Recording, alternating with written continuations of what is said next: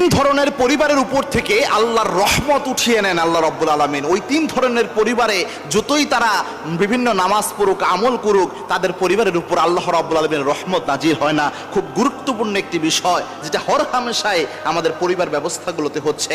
তার মধ্যে এক নাম্বার হচ্ছে, কোনো পরিবারে যদি খাবারের অপচয় হয়, এই জিনিসটা মারাত্মক একটা প্রবলেম। অনেক পরিবার এমন রয়েছে যেই পরিবারে খাবারের অপচয় হয়। এই খাবারের অপচয় হলে ওই পরিবারে কখনো বরকত থাকে না। মনে করবেন, রিজিক আল্লাহর দেওয়া অন্যতম একটা নিয়ামত, এবং এই রিজিকের মূল্যায়ন না হলে সম্পদ বাড়ে না। এবং যত মানুষকে আল্লাহ রাব্বুল আলামিন এই পৃথিবীতে রিজিক বেশি দিয়েছেন, ম্যাক্সিমামের আমল নামায় আমল ছিল, তারা রিজিকের মূল্যায়ন করে।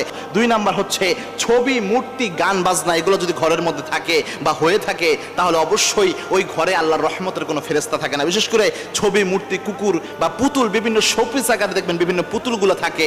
এই জিনিসগুলো ঘরে থাকলে ওই ঘরে রহমতের ফেরেশতাই প্রবেশ করে না।